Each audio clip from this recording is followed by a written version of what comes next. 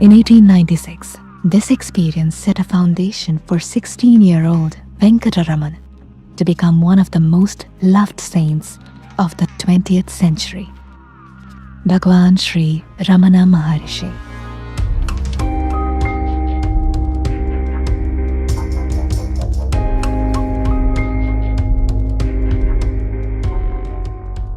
Who knew a simple, ordinary village boy, often rebuked by his family for not studying, on whom other boys pelted stones, who was looked down on by many people as crazy, would touch the peaks of Samadhi and transform the lives of others with his mere gaze.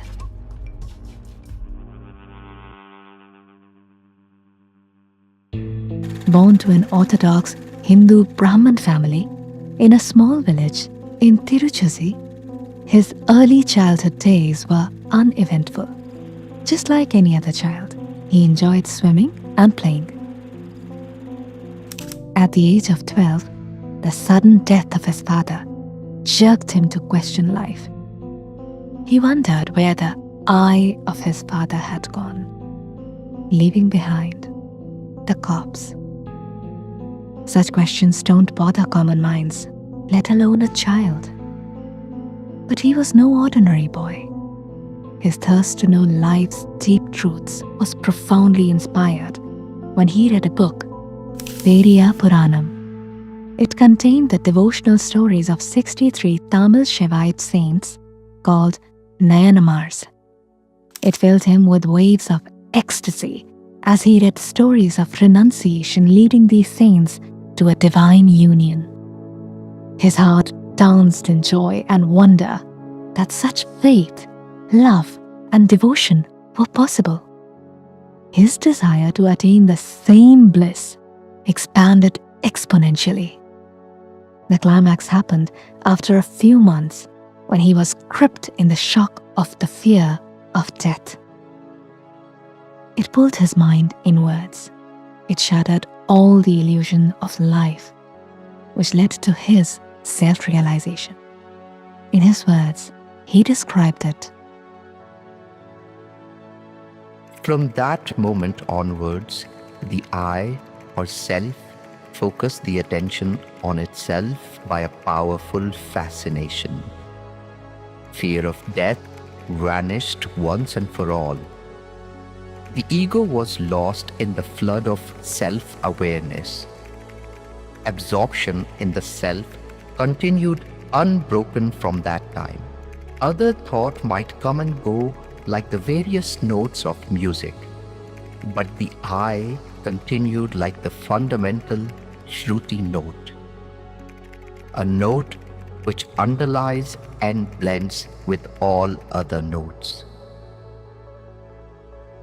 This sudden self-realization dramatically transformed his life. He lost interest in everything, including games, and even neglected food. He'd often visit the nearby famous Meenakshi temple of Madurai. With tearful eyes and folded hands, he would stand motionless for hours in front of Shiva, Meenakshi, or the 63 saints, Nayanmars, to seek blessings to become like those saints, expecting nothing else in particular.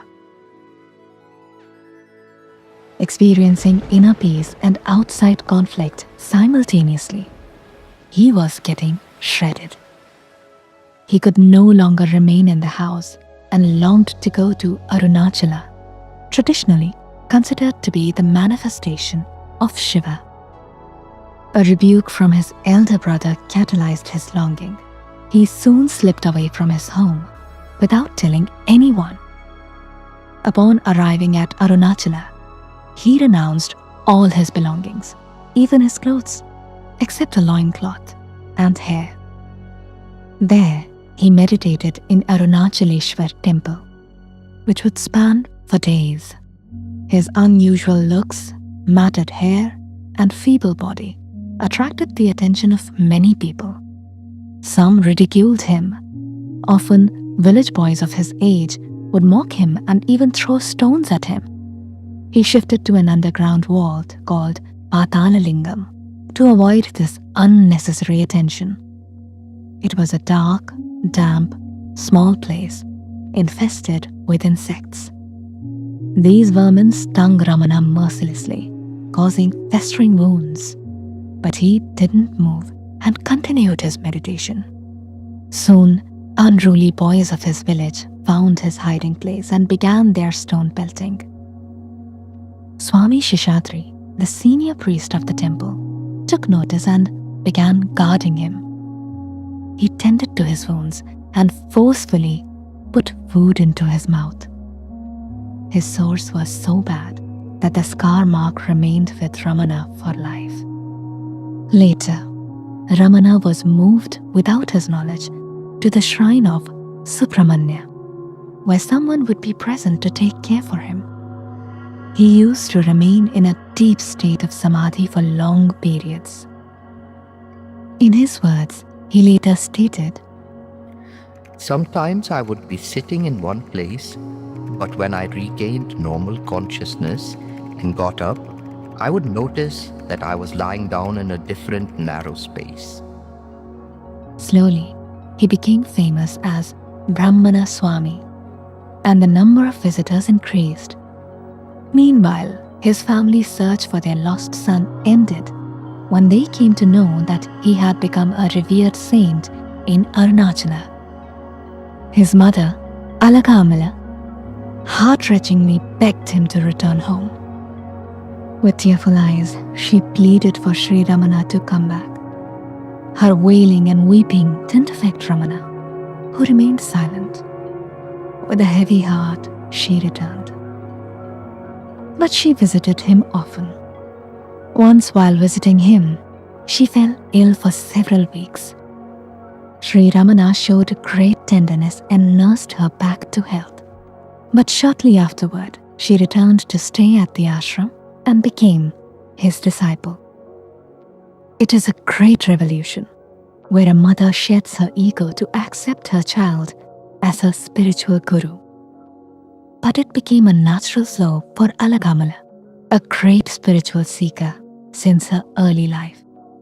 From a protective mother, she transformed into an intense seeker.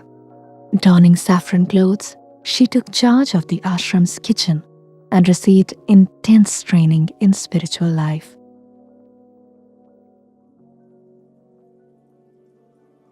Sri Ramana's residences changed from groves, shrines, and caves. He spent many years in Virupaksha cave and during summers came down near the mango garden. But he never left Arunachala ever. His love for Arunachala was evident. It became his shrine, God, and Guru. When someone asked him about Arunachala, Sri Ramana said, Arunachala is Shiva himself. It was the spiritual power of Arunachala which had brought about my self-realization. On 3 occasions, Sri Ramana referred to himself as Arunachala Ramana. He considered the self in the form of the sacred mountain Arunachala to be his guru. His devotion to Arunachala was so intense that he never missed his sacred routine of pradakshina, walking around the mountain. In his reverence, he smeared his forehead with holy ash. Later, he also composed 5 ecstatic devotional hymns to Arunachala. Slowly, as his fame spread, people who once rebuked him for his odd appearances started to become his disciples. His peaceful presence and serene gaze was transforming people around him. A community slowly grew around him. His devotees loved him dearly. Anything he touched was treated as prasadam. But his simplicity also threatened many personalities. It happened with Carl Jung. Carl Jung, the pioneer of psychology, visited India and traveled to see the Taj Mahal, Ajanta Ellora, and Khajuraho. Even when many people told him to visit Ramana, he didn't go. An enlightened saint is like a mirror that reflects the superficial hollowness one lives with. And rigid egos can't let go of their personalities and feel intimidated by them. What if he sees who I really am? Is their main concern. But these enlightened saints are Bhagwan for spiritual people who see them as a path to ultimate liberation. These devotees can easily bow their heads and ego before Sri Ramana. He tended to everyone and never shooed away anyone, even when he was battling the last stages of cancer. Not just humans, even animals loved his company. The famous one is the Lakshmi cow, who attained nirvana in his presence. After Lakshmi's death, Sri Ramana composed an epitaph in Tamil verse that confirmed Lakshmi's liberation. A devotee named G.V. Subbaramaya said it was a unique honor to the cow. He had not sung like this even at his mother's demise. Other animals also enjoyed his company. Squirrels, monkeys, peacocks, and other animals would eat from his hands. But little is known about his compassion for maggots. Once, maggots infected his cancerous ulceration. It caused him great itching and inflicted pain. He then picked the maggots out of the wounds and placed them on the floor. After a brief respite, he'd again place them back. Suffering from painful cancer didn't deter him from being kind to the maggots that were eating away his flesh. It coaxes one question. How can anyone do so? The answer lies in Bhagwan Sri Ramana's quote. What one has thought of as his mind is merely a bundle of thoughts. All these thoughts depend upon thought of I, the ego. Therefore, the so-called mind is the I thought. And when this I dissolves, infinite compassion and oneness happens. It can only happen if one can find who I am. His booklet, Who Am I?, clearly states a simple path to self-realization. It is through self-inquiry. Bhagwan Sri Ramana says, By the inquiry, who am I? The thought, who am I, will destroy all other thoughts. And like the stick used for stirring the burning fire, it will itself in the end get destroyed.